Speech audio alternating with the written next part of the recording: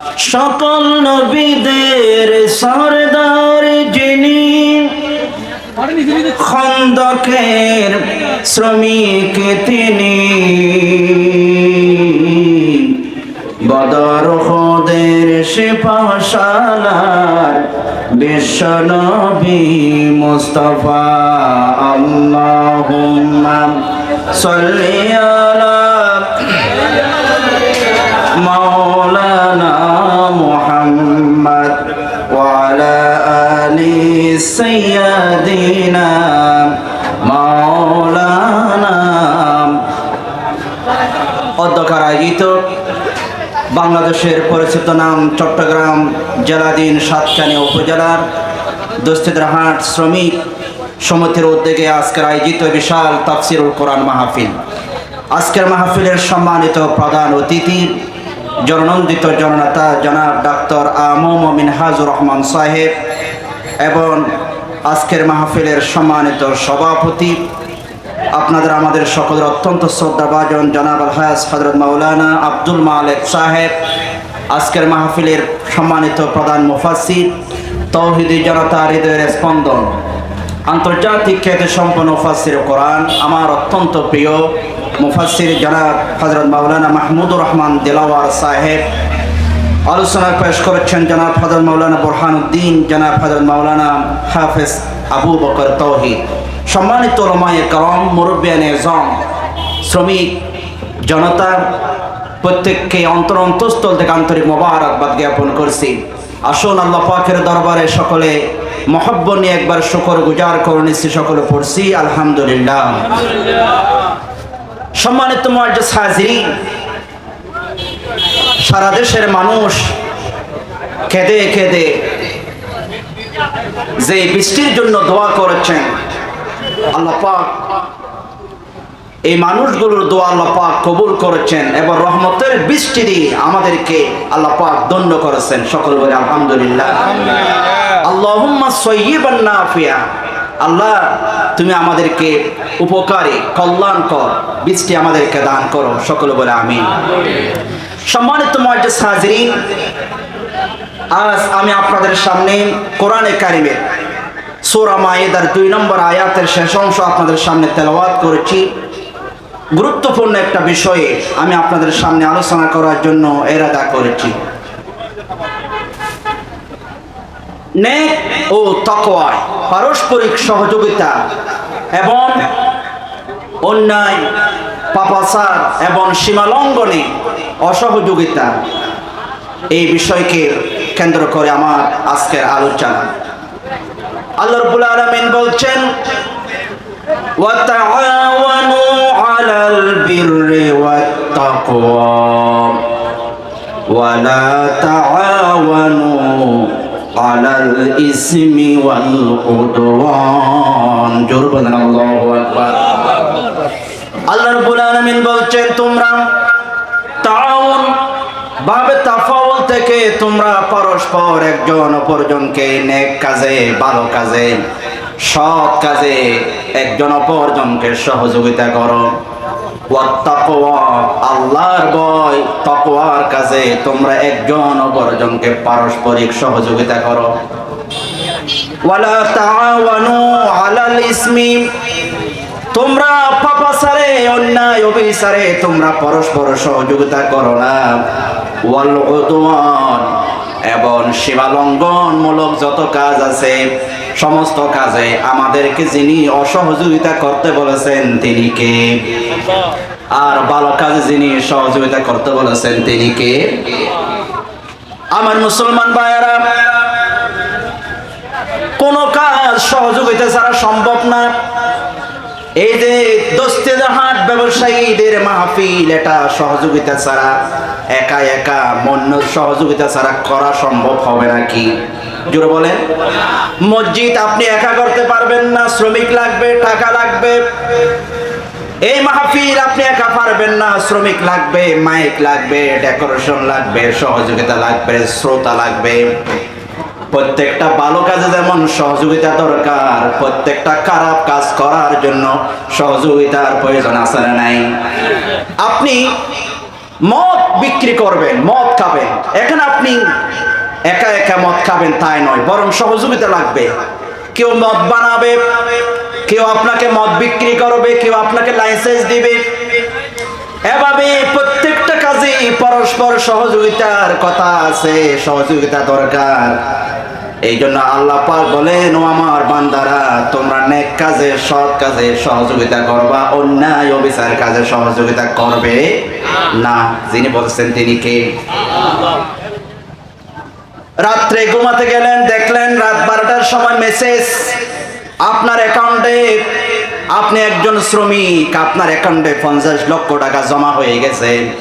সকালবেলা আপনি আর কাজে গেলেন না, ফার্নিচারের দোকানে গেলেন না, বলেন আমার 50 লক্ষ টাকার মালিক, আমি কেন আর কাজ করবার দরকার নেই।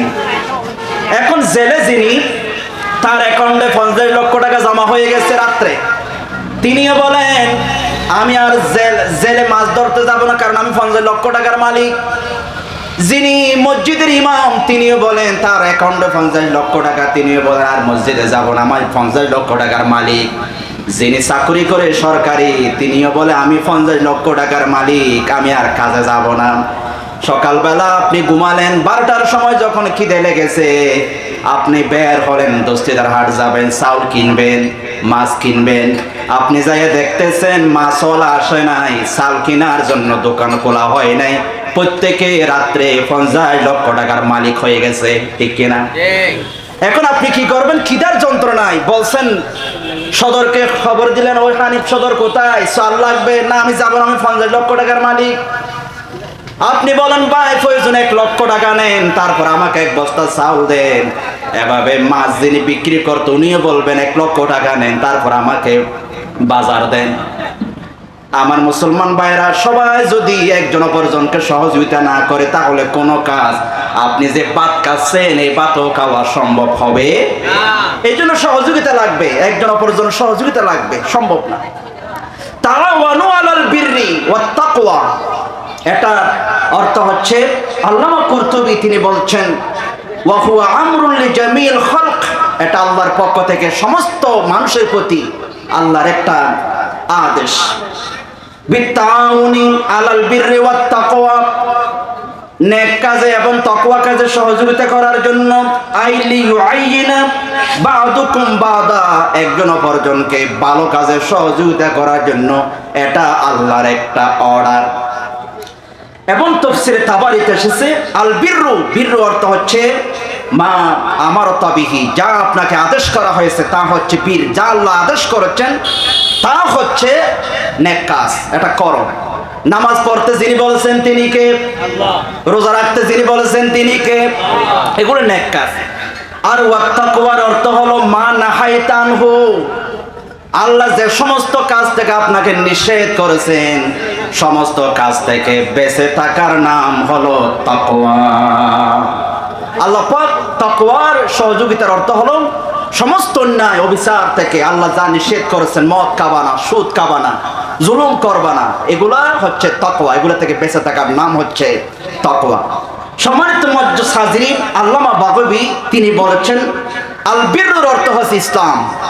আপনি নেক কাজে সহযোগিতা করার অর্থ হলো ইসলামে সহযোগিতা করা। আর তাকওয়ার অর্থ হচ্ছে আস-সুন্নাহ, সুন্নাহ। এবং কেউ কেউ বলছেন ওয়ালা তাআওয়ানু আলাল ইসমি, এটার অর্থ হচ্ছে, ইসমির অর্থ হচ্ছে আল কুফরি ওয়াল মাসিয়া, কুফরের দিকে আপনি কাউকে সহযোগিতা করবেন না, এবং পাপাচারে আপনি কাউকে সহযোগিতা করবেন না। আর ওয়াল উদওয়ান, এটার অর্থ হচ্ছে আজ-জুলুম ওয়াল বিদআ, বেদাতে আপনি কাউকে সহযোগিতা করবেন না, এবং জুলুমে আপনি কাউকে সহযোগিতা করবেন না। এই জন্য আমরা সৎ কাজে, নেক কাজে সহযোগিতা করবো, সকলে বলি ইনশাআল্লাহ। আজকে দস্তিদার হাট শ্রমিক ভাইদের মাহফিলে এসে আমরা কি শিখবো? ভালো কাজে সহযোগিতা করব। সন্তানরা বাবাকে সহযোগিতা করবে নেক কাজে, আর বাবা ছেলেকে সহযোগিতা করবে নেক কাজে, ভালো কাজে। এটা হলো নবীদের সুন্নাহ, ভালো কাজে নেক কাজে সহযোগিতা করা, এটা নবীদের সুন্নাহ। হযরতে ইসমাঈল আলাইহিস সালাম এবং ইব্রাহিম আলাইহিস সালাম, তাদের দুজনের ব্যাপারে একটা হাদিস এসেছে, বুখারী শরীফে 3364 নম্বর হাদিস, লম্বা একটা হাদিস। এই হাদিসের মধ্যে সহযোগিতা কিভাবে করা হয় সর্বশেষের দিকে আছে। হযরত ইব্রাহিম আলাইহিস সালাতু ওয়াস সালাম যখন ইসমাইল আলাইহিস সালামকে, হাজার আলাইহিস সালামকে যখন মরুভূমিতে রেখে আসলেন মক্কায়, চারবার গিয়েছেন ইব্রাহিম আলাইহিস সালাম সন্তানদেরকে দেখতে। একবার গিয়েছেন কোরবানি করার জন্য, আরেকবার গিয়েছেন তখন ইসমাইল আলাইহিস সালাম ঘরে নাই। স্ত্রীকে বললেন ইসমাইল কোথায়? না, ঘর ব্যবসা শিকার করতে গেছে। তোমরা কেমন আছো? বেশি কষ্ট আছি। ইব্রাহিম আলাইহিস সালাম বললেন তোমার স্বামী আসলে বলবা ঘরের চৌকটটা ফাল্টাইয়ে ফেলতে বলবা। ইসমাইল আলাইহিস সালাম আসলেন, একজন বুড়া মানুষ এসেছিল, তোমাকে সালাম দিয়েছে এবং বলেছে ঘরের চৌকটটা ফাল্টাই ফেলার জন্য। ইসমাইল আলাইহিস সালাম বলেছেন উনি আমার বাবা। এটার অর্থ হলো তুমি যে অভিযোগ করেছো আল্লাহর ব্যাপারে নাফরমানি করেছো, এই জন্য তোমাকে তালাক দিতে বলেছেন। আবার আসলেন, ইসমাইল আলাইহিস সালাম নাই। স্ত্রী খুব সুন্দর করে বললেন আমরা অনেক ভালো আছি আলহামদুলিল্লাহ। ইব্রাহিম আলাইহিস সালাম বলেন ঘরের চৌকটটা ঠিক রাখতে বলবা। ইসমাইল আলাইহিস সালাম এসে বললেন ঘরের চৌকট ঠিক রাখার অর্থ হলো তুমি সুন্দরভাবে আল্লাহর শুকর গুজারি করেছো, এই জন্য তোমাকে রাখার জন্য আমার আব্বা আমাকে নির্দেশ দিয়েছে। সুবহানাল্লাহ। এরপর আবার এসেছেন কাবাঘর নির্মাণ করার সময় চারবার, এটা হাদিসে আছে এবং আর রাহিকুল মাকতুম কিতাবের ভিতরও আছে। চতুর্থবার ইব্রাহিম আলাইহিস সালাম আসলেন, তখন ইসমাইল আলাইহিস সালাম তীর ঠিক করতেছেন, বসে বসে তীর বানাচ্ছেন। ইসমাইল আলাইহিস সালামের কাছে এসে বললেন আব্বু, ইয়া ইসমাইলু ইন্নাল্লাহা আমারানি বিআমরিন, ও আব্বু আমি আল্লাহর পক্ষ থেকে একটা ব্যাপারে আদেশিত হয়েছি। ক্বালা ফাসনা মা আমারাকা রাব্বুক। ইসমাইল আলাইহিস সালাম বলেন আব্বু আল্লাহ আপনাকে যে ব্যাপারে আদেশ করেছেন আপনি করুন, অসুবিধা নেই। হযরত ইব্রাহিম আলাইহিস সালাম বলেন ওয়া তুঈনুনি, ও ইসমাইল আমি যে আদিষ্ট হয়েছি সে ব্যাপারে কি তুমি আমাকে সহযোগিতা করবে নাকি? ক্বালা ওয়া উইনুকা। ইসমাইল আলাইহিস সালাম বললেন আব্বু আমি আপনাকে কথা দিলাম আল্লাহর হুকুম পালনে আমি আপনাকে সহযোগিতা করব। সুবহানাল্লাহ। দেখেন ইসমাইল আলাইহিস সালাম ছেলে বাবাকে সহযোগিতা করবেন, ওয়াদা করতেছে সহযোগিতা করো। ইব্রাহিম আলাইহিস সালাম বললেন ফাইনাল্লাহা আমারানি আন আবনিয়া হাহুনা বাইতা। এই যে উঁচু একটা টিলা দেখা যায়, এখানে আমাকে আল্লাহ পাক একটা ঘর তৈরি করার জন্য আমাকে আদেশ করেছেন। ইসমাইল আলাইহিস সালাম বলেন আব্বু আমি রেডি, আপনি বানানো শুরু করেন। ইসমাইল আলাইহিস সালাম পাথরগুলো নিয়ে আসে, আর ইব্রাহিম আলাইহিস সালাম পাথরগুলো যথাস্থানে বসাইয়া দেয়। বসায়া আল্লাহ পাকের এই ঘরটা তারা দুজন একজন অপরজন সহযোগিতার মাধ্যমে তারা তৈরি করে ফেলেছে। সুবহানাল্লাহ। তৈরি করার পরে ইব্রাহিম আলাইহিস সালাম বলতেছেন আব্বু এবার একটু দোয়া করি আল্লাহর কাছে। ইব্রাহিম আলাইহিস সালাম আল্লাহর কাছে দোয়া করতেছেন রব্বানা ওয়াজআলনা মুসলিমাইন লাক ওয়া মিন যুররিয়াতিনা উম্মাতাম মুসলিমাতান লাক। জোরে বলেন আল্লাহু আকবার। বৃষ্টিতে ভিজা নবীর একটা সুন্নাত। জোরে বলেন বৃষ্টিতে ভিজা কি? হুজুর আজকে আমরা অনেক সুন্নাত বাদ দিছি, আজকে রাসূল পাকের এই সুন্নাতটা আমরা পালন করব। সকলে বলি ইনশাআল্লাহ। কারা কারা রাজি আছেন? সকলে বলি ইনশাআল্লাহ। বৃষ্টিতে ভিজা মাঝে মধ্যে অনেক সুন্নাত আমরা বাদ দিয়ে ফেলতেছি। আজকে অনেক দিন সারা দেশের আলেম ওলামারা খেদে খেদে আল্লাহর রহমতের বৃষ্টি নাজিল হচ্ছে। এই রহমতের বৃষ্টিতে যদি আমরা ভিজি আমাদের উপর যিনি রহমত করবেন তিনি কে? রাসূল পাক মাঝে মধ্যে ভিজ দেন। এই জন্য আজকে যারা ভিজবেন মনে করবেন রাসূল পাকের একটা সুন্নাহ আপনার জিন্দা করতেছেন। আমার মুসলমান ভাইয়েরা, ইব্রাহিম আলাইহিস সালাতু ওয়াস সালাম দোয়া করতেছেন রব্বানা ওয়াজআলনা মুসলিমাইন লাক, ও আল্লাহ আমাকে মুসলমান বানাও, ওয়া মিন যুররিয়াতিনা উম্মাতাম মুসলিমাতান লাক, ও আল্লাহ আমার পরিবার সন্তানদেরকে তুমি মুসলমান বানাও। হযরত ইব্রাহিম যিনি দোয়া করতেছেন তিনি হচ্ছেন ইব্রাহিম খলিলুল্লাহ, আর যিনি পিছে আমিন আমিন বলতেছেন তিনি ইসমাইল জবিহুল্লাহ। আর যে ঘর বানানোর পরে তো এই দোয়া করতেছেন উনি এটা হচ্ছে বাইতুল্লাহ। তাহলে এই দোয়াটা নিশ্চিত যিনি কবুল করে নেবেন তিনি কে? আল্লাহ। এখন ইব্রাহিম আলাইহিস সালাম এই মুহূর্তে অনেক কিছু দোয়া করতে পারতেন, আল্লাহ আমাকে একটা বিল্ডিং দাও, আমাকে টাকা দাও, এই দোয়া করতে পারতেন। তিনি করেন না, তিনি বলেছেন আল্লাহ আমাকে মুসলমান বানাও, আমার পরিবার পরিজনকে মুসলমান বানাও। আমাদের পিতা ইব্রাহিম আলাইহিস সালাম যদি মুসলমান হওয়ার জন্য দোয়া করতে পারে, আমাদেরকে চলতে ফিরতে আমরা যেন মুসলমান হয়ে মরতে পারি, দোয়া করার দরকার আছে না? খুব খেয়াল করবেন মুসলমানরা। এরপরে খেয়াল করেন হযরত ইউসুফ আলাইহিস সালাতু ওয়াস সালাম, তিনিও যখন অনেক কষ্টের পরে, অনেক জেল জুলুমের পরে মিশরের সিংহাসনে বসলেন, বাবাকে ফেরত পেলেন, ভাইদেরকে যখন ফেরত পেলেন, এত বড় একটা গুরুত্বপূর্ণ সময়ে অনেক রকম করে দোয়া করা যায়। তিনিও কি দোয়া করেছেন আল্লাহ পাক কোরআনে কারিমের ভিতরে আমাদের জন্য কোট করে দিলেন। তিনি দোয়া করলেন, আনতা ওয়ালি ফিদ দুনিয়া ওয়াল আখিরাহ তাওয়াফানি মুসলিমাও ওয়া আলহিকনি বিসসালিহিন। জোরে বলেন আল্লাহু আকবার। হযরত ইউসুফ আলাইহিস সালাম এত আনন্দের সময়, খুশির সময়, বাপকে ফেরত পেয়েছেন, ভাইদেরকে পেয়েছেন, জেল থেকে মুক্তি পেয়েছেন, মিশরের সিংহাসনে বসেছেন। এই মুহূর্তে এত সুন্দর একটা দোয়া করেছেন। তিনি বলতেছেন আল্লাহ তুমি আমার দুনিয়া এবং পরকালের অভিভাবক, তোমার কাছে আমি দোয়া করি তাওয়াফানি মুসলিমা, আমাকে যখন মরণ দিবা মুসলমান করে তুমি আমাকে মরণ দিও।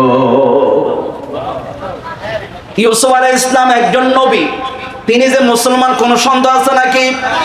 আরো জোরে বলেন। তিনি দোয়া করলেন মুসলমান হয়ে যেন মরতে পারে। এই জন্য আমাদেরকে দোয়া করা লাগবে আমরা যেন মুসলমান হয়ে মরতে পারি। আবার অনেক অভিযোগ করেন এখানে ইউসুফ আলাইহিস সালাম কেন মৃত্যু চাইলেন? তিনি তো বড় অপরাধ করেছেন, মরণ চাইছেন। মরণ চাওয়া তো জায়েজ নাই, এভাবে মরণ চাওয়া।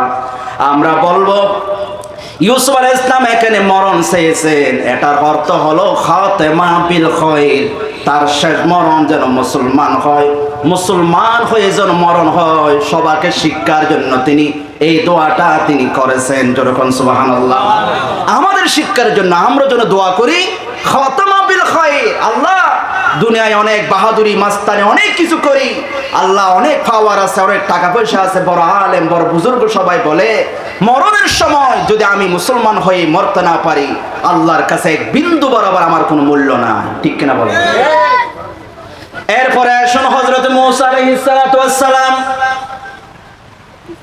জাদুঘররা যখন মুসা আলাইহিস সালামের লাঠি মার্কা লাঠিটা যখন সাপ হয়ে 6 লক্ষ জাদুঘরদের জাদু বানানো সাপগুলো যখন খেয়ে ফেললেন, জাদুঘররা বললেন আমরা দেখেছি জাদু, কিন্তু মুসা যা দেখাইছেন এটা জাদু নয়, এটা আল্লাহর পক্ষ থেকে মুজিজা।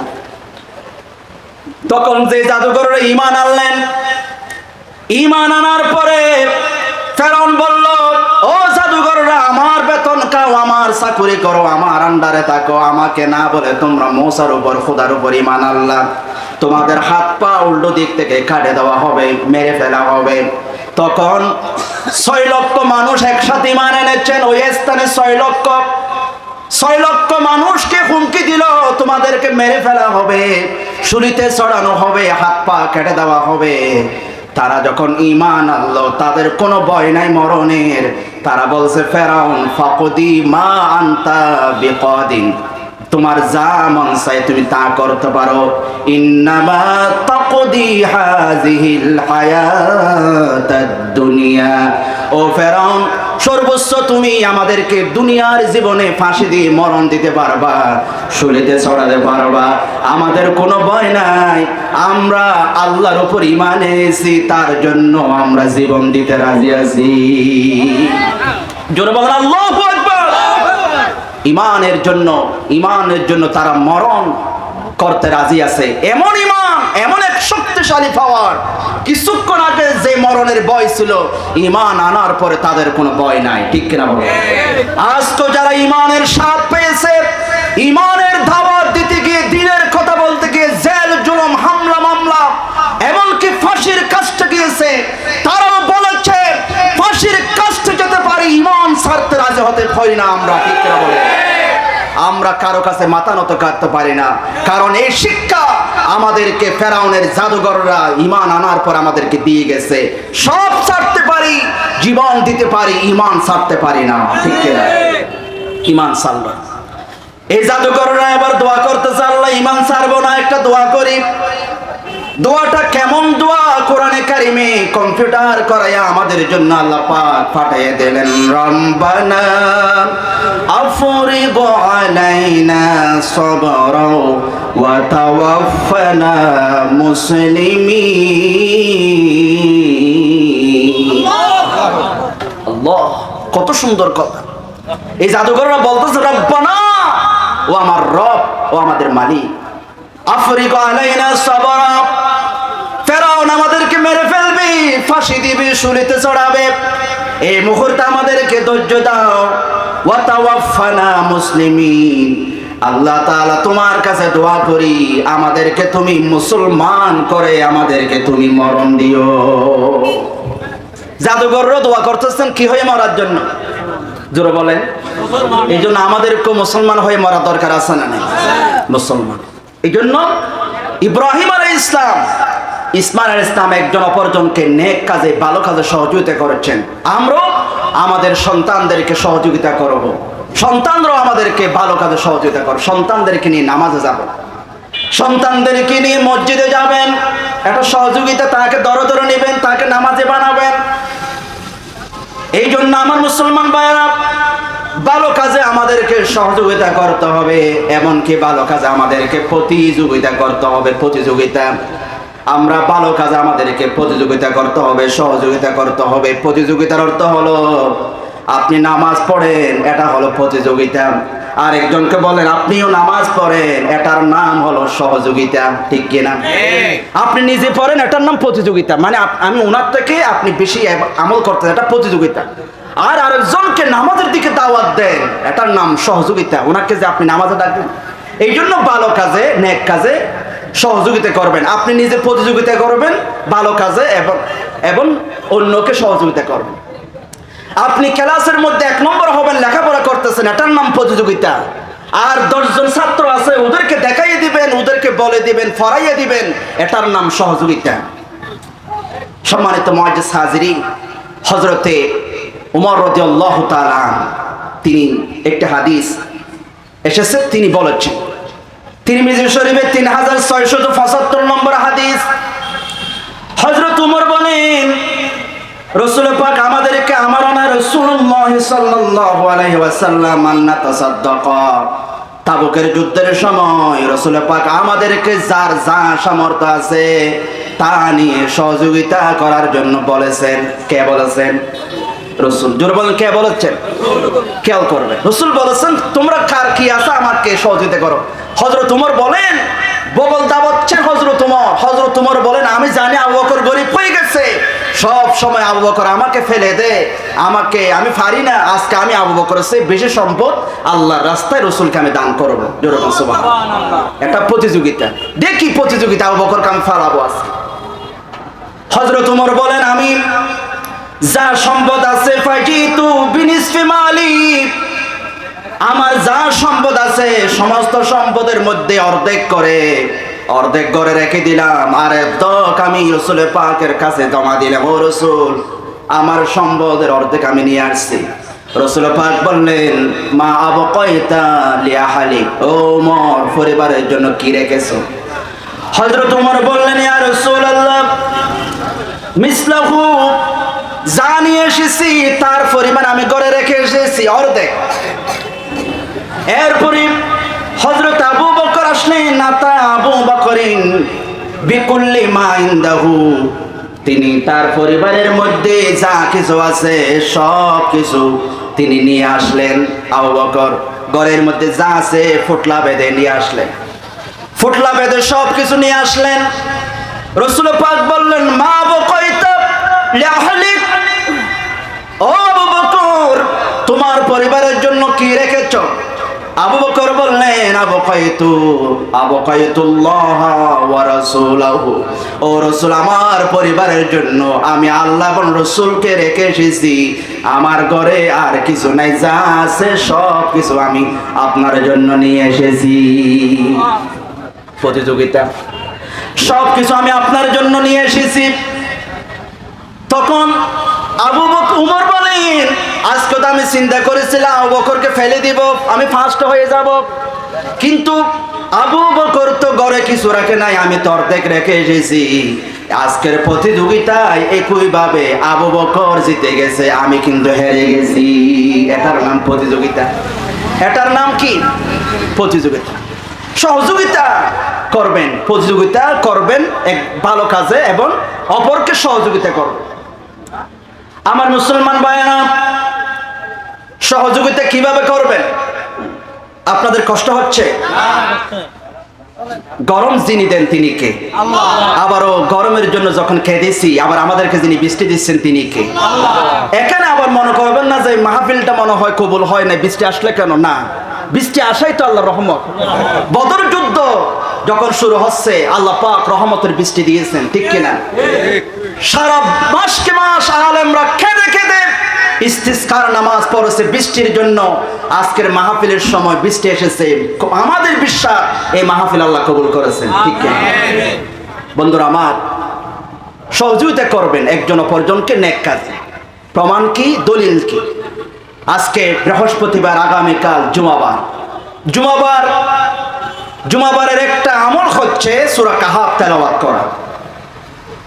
বৃহস্পতিবার মাগরিব থেকে শুরু করে জুমাবার আসর পর্যন্ত সূরা কাহাফ যারা তেলাওয়াত করে, কিয়ামতের দিন এই সূরাটা তার জন্য নূর হয়ে দেখা দিবে। যেরকম সুবহানাল্লাহ, মান ক্বারা সূরাতাল কাহফি কানাত লাহু নূরান ইয়াউমাল কিয়ামাহ।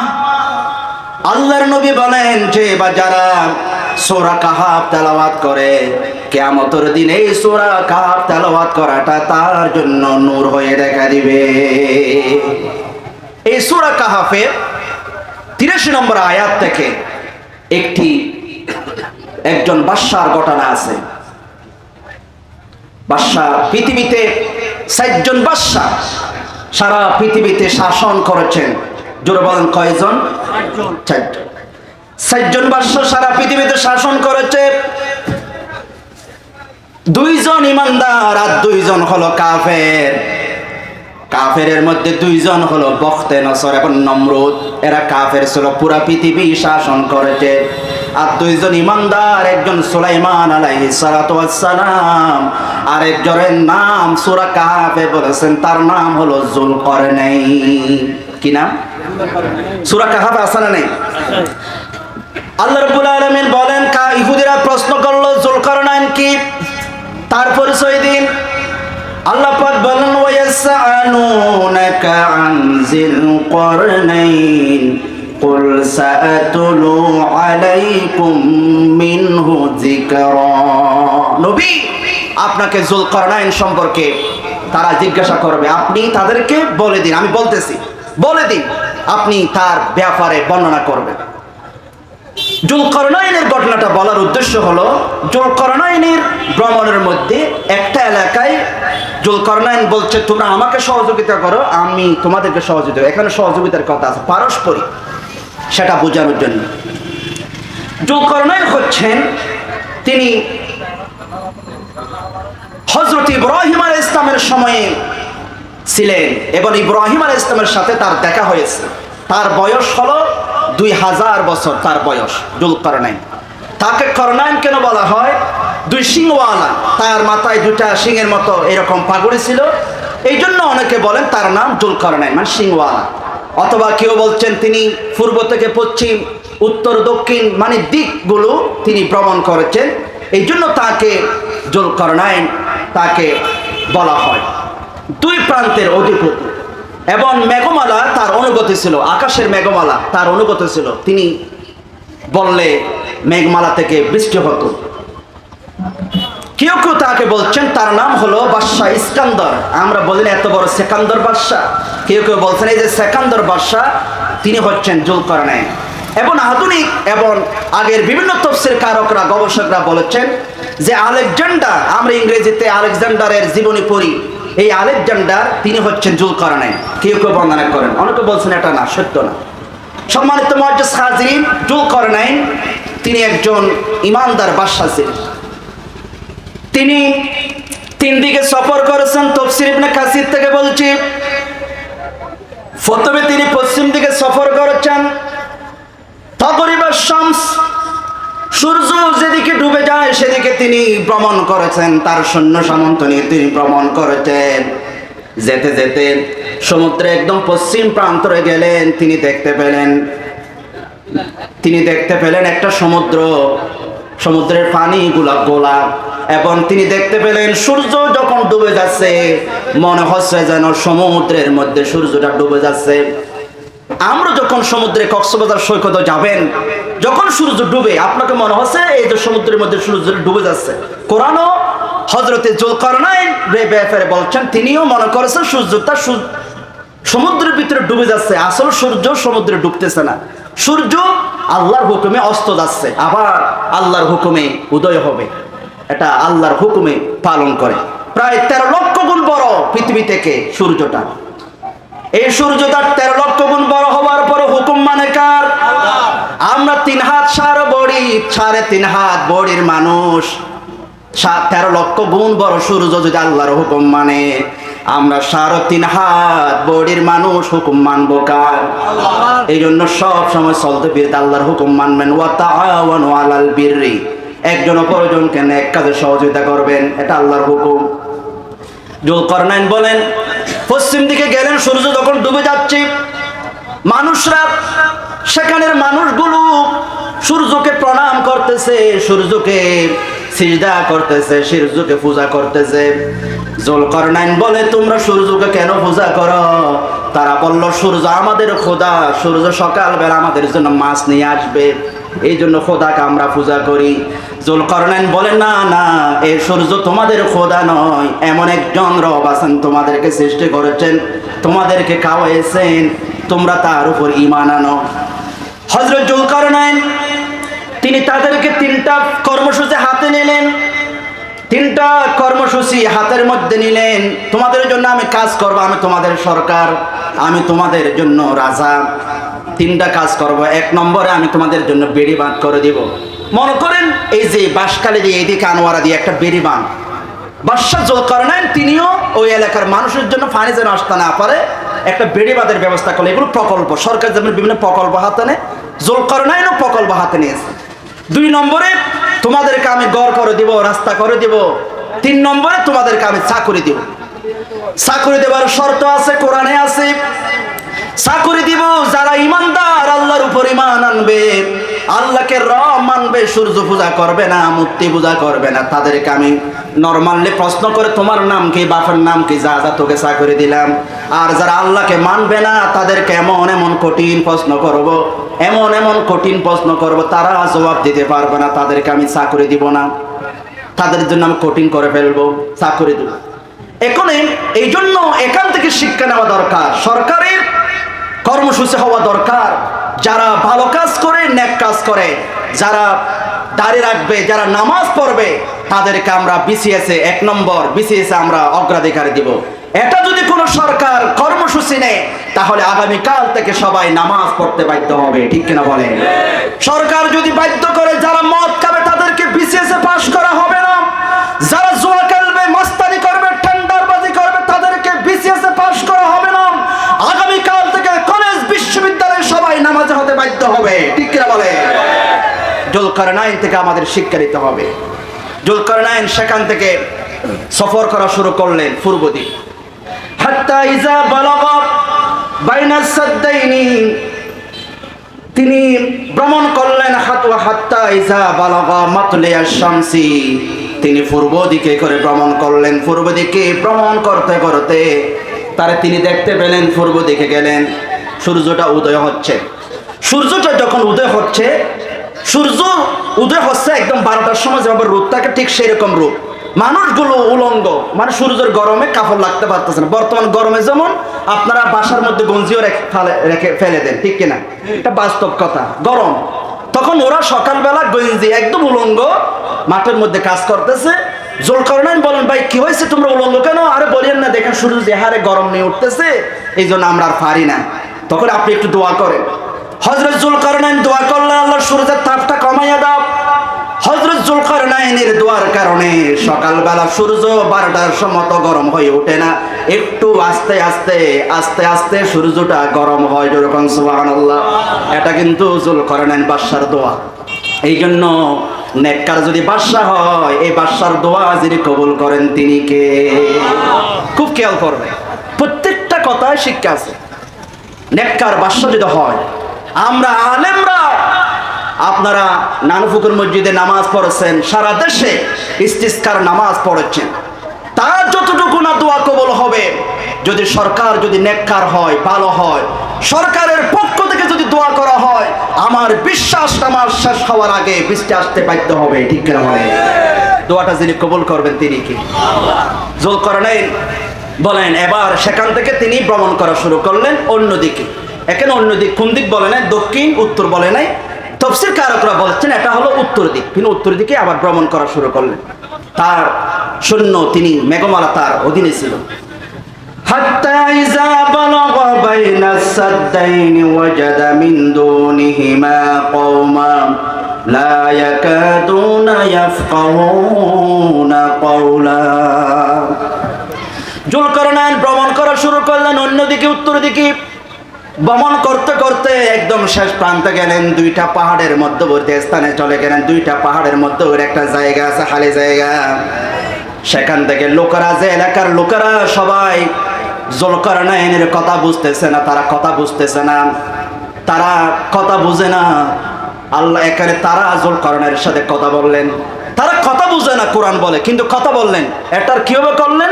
হয়তো তো বিভিন্ন জায়গায় এসেছে, জুলকারনাইন বাদশার সাথে হযরতে লোকমান আলাইহিস সালাম ছিলেন, তিনি দুভাষী হিসেবে তাদের কথা হযরত জুলকারনাইনকে ভাষান্তর করে দিয়েছেন। কেউ বলেন খিজির আলাইহিস সালাম ছিলেন, অথবা আমরা বর্তমান সময়ে আমাদের মোবাইলে আমরা ইচ্ছা করলে আমাদের পুরুষের কণ্ঠ মেয়ের কণ্ঠ হিসাবে, অথবা ভাষান্তর ট্রান্সলেট বাংলাকে আমরা আরবি করতে পারি, ঠিক কিনা বলেন? তো এই বর্তমান সময়ে যদি বাংলাকে ইংরেজি করা যায়, আরবি করা যায়, হয়তোবা আল্লাহ এমন ব্যবস্থা করেছিলেন, তারা যখন কথা বলতেছে এই কথাগুলো ট্রান্সলেট হয়ে হযরত লোকমান আলাইহিস সালাম বুঝতে পেরেছেন। যেরকম সুবহানাল্লাহ। লোকমান আলাইহিস সালামকে তারা বললেন, ও লোকমান, ক্বালু ইয়া যুলকারনাইন ইন্না ইয়াজুজ ওয়া মাজুজ মুফসিদুনা ফিল আরদ। ও জুলকারনাইন, আপনি আমাদের বাদশা, আপনি আমাদের কাছে এসেছেন, সুবিধা অসুবিধা জিজ্ঞেস করলেন। দুই পাহাড়ের মধ্যখানে যে জায়গাটা খালি জায়গা দেখা যায়, এদিক দিয়ে এমন কোন মানুষের মতো এমন কিছু প্রাণী আসে, এই প্রাণীগুলো এসে আমাদের পানি খেয়ে ফেলে, খাবার দাবার খেয়ে ফেলে আমাদেরকে অনেক যন্ত্রণা দিচ্ছে, ফিতনা ফাসাদ করতেছে। এদের নাম হলো ইয়াজুজ মাজুজ। আপনি একটু কাজ করেন, ফাহাল নাজআলু লাকা খরাজান আলা আন তাজআলা বাইনানা ওয়া বাইনাহুম সাদ্দা। ও বাদশা জুলকারনাইন, খরাজান, আমরা আপনাকে কিছু টাকা দিব, আপনি আমাদের থেকে টাকা নেন। এই টাকাগুলো নিয়ে ইয়াজুজ মাজুজ যেন আসতে না পারে, এই জায়গা দিয়ে আমাদের জন্য একটা দেওয়াল করে দেন, প্রাচীর করে দেন। বাদশা জুলকারনাইন বললেন, قال ما مكنني فيه ربي خير। বাদশা জুলকারনাইন বললেন, তোমরা যে আমাকে টাকা দিবা, আমাকে যে ঘুষের প্রস্তাব দিয়েছো, এটা দরকার নাই। আমার রব আমাকে এত কল্যাণ দিয়েছেন, তোমাদের টাকা আর আমার কোনো দরকার নাই। সুবহানাল্লাহ। এখান থেকে শিক্ষা কি?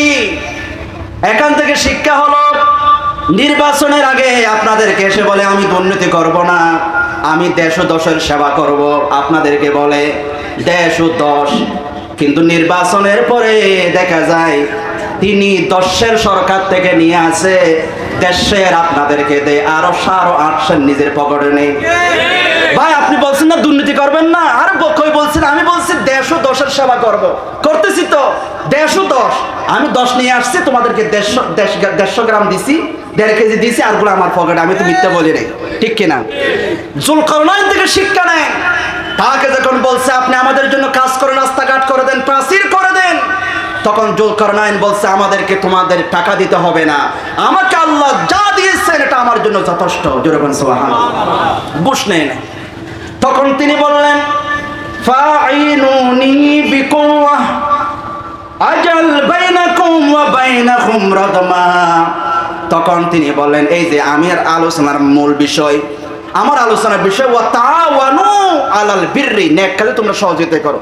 এখানে যুলকারনাইন তাদেরকে বললেন ফাঈনুনি বিকুওয়া, তোমরা শক্তি দিয়ে, লেবার দিয়ে, শ্রমিক দিয়ে তোমরা আমাকে সহযোগিতা করো, আমি আমার সামর্থ্য দিয়ে সহযোগিতা করব, তোমাদের জন্য আমি একটা প্রাচীর আমি বানিয়ে দেবো। যেরকম সুবহানাল্লাহ, তোমরা আমাকে কাজ দিয়ে সহযোগিতা করো। মনে করুন এদিকে ভেঙে গেছে, চেয়ারম্যান এসে বলছে সবাই আসো আমাকে এখানে মাটি দিয়ে সহযোগিতা করো, আমি উপরে ইট দিতে হয়, যা দিতে হয় এগুলো আমি দিব। এটা যুলকারনাইনের বাদশা কথা। তখন তাদেরকে বললেন আতুনি জুবারাল হাদিদ, তোমরা আমার জন্য লোহার পাত নিয়ে আসো। এর দ্বারা বোঝা যায় সেখানে সব কিছু ছিল, হয়তো লোহা ছিল না, এই জন্য তাদেরকে বলা হলো তোমরা লোহার পাত নিয়ে আসো। তখন শ্রমিকরা যাইয়া লোহার পাত নিয়ে আসলো। বাদশা যুলকারনাইন লোহার পাতগুলো এভাবে একটা একটা দিতে দিতে এই যে প্রাচীর, একটা প্রাচীরের মতো হয়ে গেল, প্রাচীরের মতো হয়ে গেল। এরপরে বললেন ক্বালান ফুখু হাত্তা ইযা জাআলাহু নারা, লোহার পাতগুলো লাগার পরে বললেন তোমরা এগুলাতে ফু দাও। আনফুখু, ফু মানে ফুখু মানে ফু, মানে তোমরা আগুনে যেমন না জ্বললে কয়লার মধ্যে ফু দিলে আগুন জ্বলে, যুলকারনাইন বলেন তোমরা এবার ফু দাও, এখানে আগুন জ্বলবে। আগুন জ্বলার পরে এরপরে তোমরা কি আনবা? কলা আতুনি উফরিগু আলাইহি কিতরা, এরপরে তোমরা আমার জন্য তামা নিয়ে আসো। ফু যখন দিল, আগুন যখন জ্বললো, তামা নিয়ে এসে এই প্রাচীরের মধ্যে তামা ডালা করে দিল, সীসা ডালা করে দিল, শক্তিশালী একটা দেওয়াল তিনি তৈরি করে ফেললেন। যেরকম সুবহানাল্লাহ। যখন দেওয়াল তৈরি করে ফেললো, তখন ওই ইয়াজুজ মাজুজ যারা ক্ষতি করতো তারা আসতে পারতেছে না, এটা আসতে পারতেছে না, তারা উপর দিকেও যেতে পারতেছে না, নিচের দিয়ে আর আসতে পারে না। তখন যুলকারনাইন বলেন হাযা রাহমাতুন মির রাব্বি, শিক্ষা। তখন যুলকারনাইন এই তো বিশাল একটা প্রাচীর করার পরে যুলকারনাইন বললেন আমি যেহেতু বিশাল একটা প্রাচীর করে দিলাম, এটা আমার কেটিন নয়, এটা আমার রবের রহমত, একটা দয়া ছাড়া কিছু নয়। এই জন্য এখান থেকে আমাদের সরকার, আমাদের এমপি, মন্ত্রী, চেয়ারম্যান প্রত্যেকের জন্য শিক্ষা হলো আপনি যখন রাস্তা করবেন, বিল্ডিং করবেন, ভবন করবেন, আপনি বাহাদুরের মতো বলবেন না এটা আমি করেছি, বরং আপনি যুলকারনাইন বাদশার মতো বলবেন এটা করেছি আমার কোনো ক্রেডিট নয়, এটা আমার রব আল্লাহর দয়া ছাড়া কিছু নয়। ঠিক কিনা বলে? আপনার ক্রেডিট নয়, এটা আল্লাহর দয়া। আপনাকে আল্লাহ চাইলে আপনাকে চেয়ারম্যান না বানাতে পারত, আল্লাহ বানিয়েছেন, এটা আপনার দ্বারা করেছেন, এটা আল্লাহর দয়া, আপনি শুকরগুজারি করেন। সম্মানিত মুআজ্জিজ হাজরিন, ইয়াজুজ মাজুজ তারা আর আসতে পারবে না, কিয়ামত পর্যন্তের জন্য এভাবে থাকবে। এরপরে রাসূল পাক বলছেন তারা কেমন, তাদের দৈর্ঘ্য হলো 120 হাত। 120 হাত, কেউ কেউ হবে 120 হাত লম্বা, আর কেউ কেউ হবে 1 বিঘত। হাদিস এসেছে 1 বিঘত পরিমাণ। এবং তাদের সংখ্যা কত? তাদের সংখ্যা কত? আল্লাহর নবী বলেছেন 1000 মানুষের মধ্যে বনি আদম 1000 মধ্যে 999 জন জাহান্নামে যাবে। সাহাবারা বললেন ইয়া রাসূলুল্লাহ 999 জন এরা কারা? 1000 এর মধ্যে যদি 999 জন জান্নাতে যায়, একজন জান্নাতে যাবে, 999 জন জাহান্নামে যাবে। 999 জন জাহান্নামে যাবে, এরা কারা? তখন রাসূল পাক বলেন এই 999 জন এরা হলো ইয়াজুজ মাজুজ। তার মানে বোঝা যাচ্ছে আমাদের সে 1000 গুণে বেশি হবে ইয়াজুজ মাজুজ। তারা কিয়ামতের আগে ওই দেওয়ালটা ভেঙে ফেলবে। এই প্রতিদিন তারা দেওয়ালটাতে কোটাল দিয়ে ভারে দিতে দিতে রাত্রে হয়ে যায়। তখন বলে সকালবেলা আসবো, ওরা চলে যায়। আর সকালবেলা এসে দেখে দেওয়ালটা আবার ঠিক হয়ে গেছে। দেওয়ালটা যখন ঠিক হয়ে গেছে, এভাবে কিয়ামত পর্যন্ত ওরা ভাঙতে থাকবে, ওরা আবার চলে যাবে, দেওয়ালটা আবার ঠিক হয়ে যাবে। আল্লাহ নবী বলেন কিয়ামতের আগে আল্লাহ যখন চাইবেন, ওরা রাত্রে বলবেন রাত্রে তারা বলবেন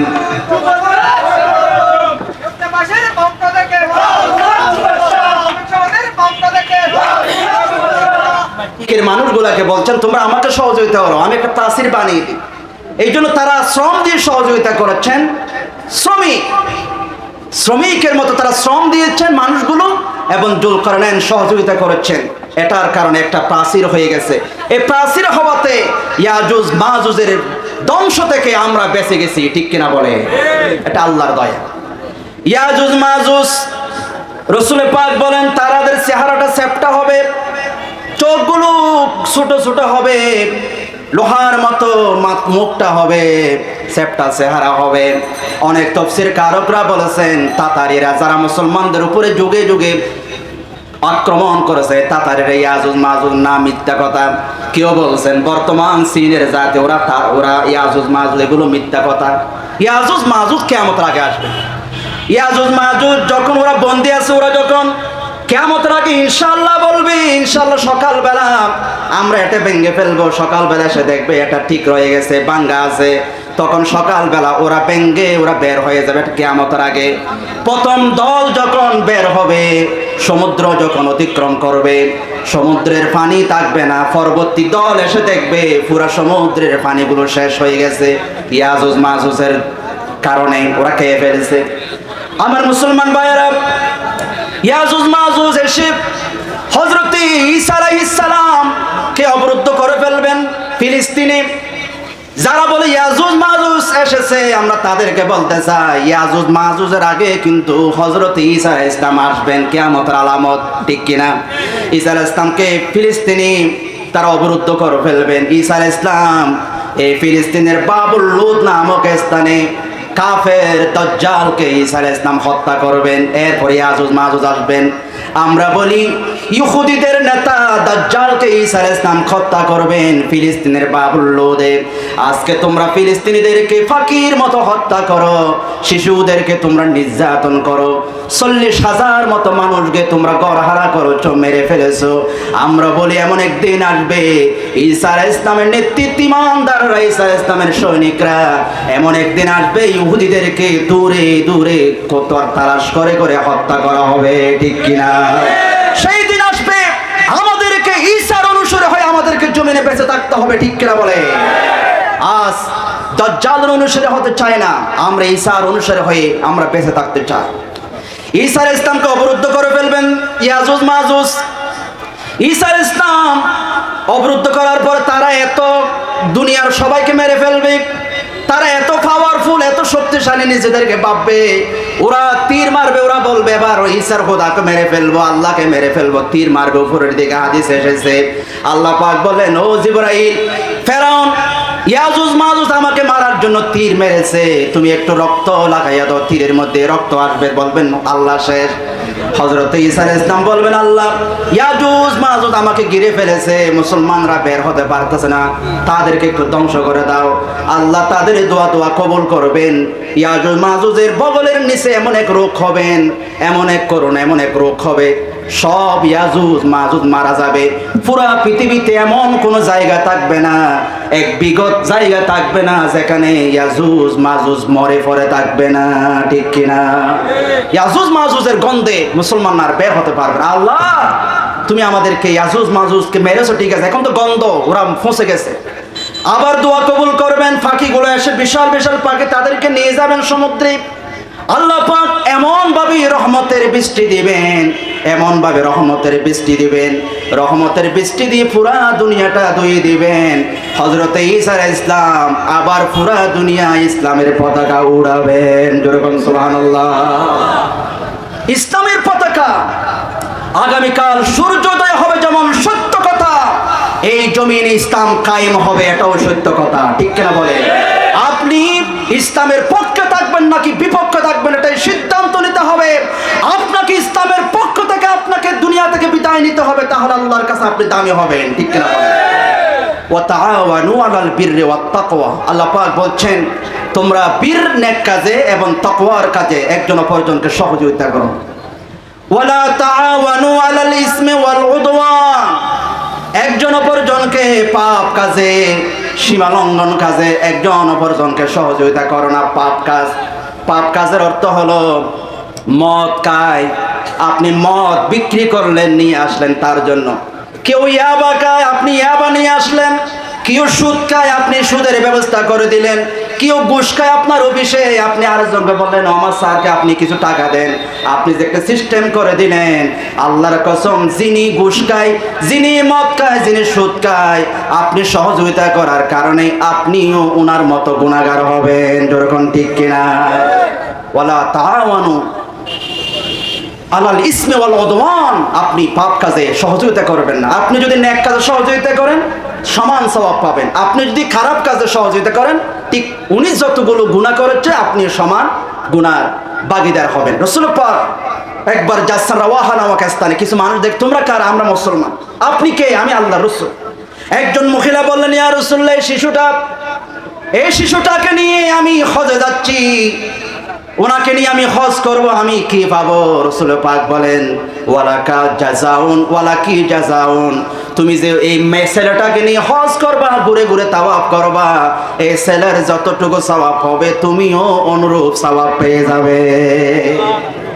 এই জন্য যারা আল্লাহর দ্বীনের কাজ করেন, আপনি করতে পারেন না, ব্যস্ততা, আপনি শ্রমিক মানুষ, যারা আল্লাহর জমিন আল্লাহর দ্বীনকে কায়েমের জন্য চেষ্টা প্রচেষ্টা চালায়, আপনি তাদেরকে যদি টাকা পয়সা দিয়ে, অর্থ দিয়ে, সামর্থ্য দিয়ে আপনার তাদেরকে যদি সহযোগিতা করেন, আপনাকে যিনি সওয়াব দিবেন তিনি কে?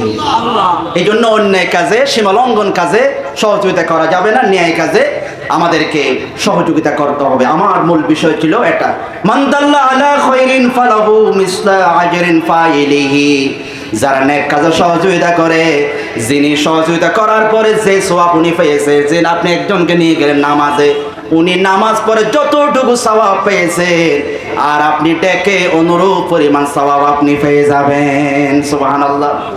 আর যিনি খারাপ কাজ করেছে, আপনি তাকে, খারাপ কাজ অর্থ হলো আপনি শ্রমিক মানুষ, ভাই আমাকে একটা ফিল্ম এসেছে, নেগেট ফিল্ম, খারাপ ফিল্ম, ভাই আমি তো জানি না, একটু দেখাইয়ে দেন।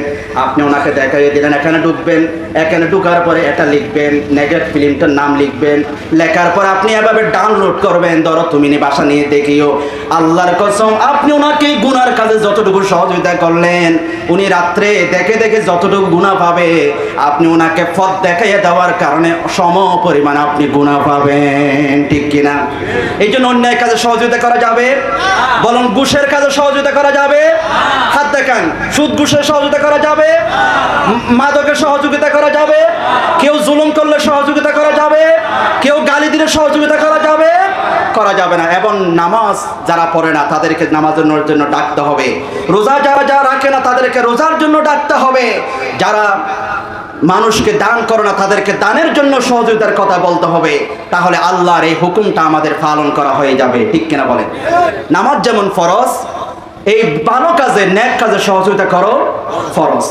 একটা জিনিস খেয়াল করবেন, যে কাজটা করা ফরজ সেটা সহযোগিতা করা ফরজ, যে কাজটা করা ওয়াজিব সেটা সহযোগিতা করা ওয়াজিব, যে কাজটা করা সুন্নাহ সেটা সহযোগিতা করা সুন্নাহ, যে কাজটা করা হারাম সেটার সহযোগিতা করো হারাম। আপনি একটা সহযোগিতা করে, আপনি একটা সিগনেচার করে একটা সিনেমা হল বানিয়ে দিলেন, কিয়ামত পর্যন্ত এখানে যত মানুষ সিনেমা হল দেখে দেখে, অথবা একটা সিনেমা বানালেন, কিয়ামত পর্যন্ত যত মানুষ সিনেমা দেখবে প্রত্যেকের গুনাহ কিন্তু আপনার কবরে ফ্লেক্স লুট হয়ে, বিকাশ হয়ে আপনার কবরে চলে যাবে। ঠিক কিনা বলেন? সম্মানিত মুআজ্জাজ হাজিরিন, আমি আমার কথা শেষ করতেছি। কেউ বলে, হুজুর আমি তো তওবা করলাম, আমি ছোটকালে বুঝি নেই, অনেককে আমি সহযোগিতা করেছি গুনার কাজে, আমি অনেককে সহযোগিতা করেছি মাদকের কাজে, এখন আমি ভালো হয়ে গেছি, এখন উনি তো মদ ছাড়ে না, এখন আমার কি হবে? এরকম প্রশ্ন আছে কিনা? আপনি অনেককে মদকের সাথে দেখে আসেন, মদ আমি দেখাইছি, আসেন এদিকে বান্দরবান, কোথায় মদ পাওয়া যায় আমি আপনাকে দেখাইয়ে দিচ্ছি। উনি আপনি নিয়ে গেলেন, কিন্তু পরবর্তীতে আপনি ভালো হয়ে গেলেন, এখন আপনার কি হবে? প্রশ্ন আসে না নাই? তার জবাব হলো, যাদেরকে আপনি খারাপ কাজে সহযোগিতা করছেন ওদেরকে দাওয়াত দিতে হবে, ওদেরকে বলতে হবে, ভাই বুঝি নাই, আল্লাহর ওয়াস্তে তুমি আর মদ খেও না, ঘুষ খেও না, এরকম বলতে হবে। 2 নম্বরে আপনাকে একনিষ্ঠভাবে আল্লাহর কাছে তওবা করতে, আল্লাহ আমি অনেককে ভুল পথে চলে এসেছি, আল্লাহ এখন আমি তোমাকে চিনিছি, নামাজ পড়ি, আল্লাহ যাদেরকে ভুল পথে চালিয়েছি আল্লাহ তাদেরকেও হেদায়েত দাও, আমাকে তুমি মাফ করে দাও, এরকম করে দোয়া করতে হবে। ঠিক কিনা বলে? আল্লাহ পাক আমাদেরকে কবুল করুন এবং এই শ্রমিক ভাইদেরকে যারা আল কাসিব হাবিবুল্লাহ, যারা শ্রম দিয়ে কাজ করে তারা আল্লাহর বন্ধু, তাদেরকে ছোট মনে করবেন না। তারা যারা মালিক আছেন, দোকানের যারা মালিক আছেন, তাদের সাথে সুন্দর আচরণ করবেন, ভালো ব্যবহার করবেন। তারা আল্লাহর বন্ধু। আল্লাহ রসুল বলেছেন তারা কষ্ট করে গাম ফেলে, তারা টাকা পয়সা ইনকাম করে পরিবার নিয়ে চালায়। এই ইনকামটা হালাল, একদম 100% হালাল। আপনি অফিসে হয়তো বা ঘুষের টাকা নেন, কিন্তু তারা কোনো এরকম সিস্টেম নাই, এত হালাল ইনকাম তারা করে। এই জন্য তাদেরকে সুন্দর আচরণ করবেন, বকা দিবেন না। সুন্দর আচরণ তাদের সাথে মালিক পক্ষ করবে। আল্লাহ পাক কবুল করুক। সকলে বলে আমিন। আসসালামু আলাইকুম ওয়া রাহমাতুল্লাহ।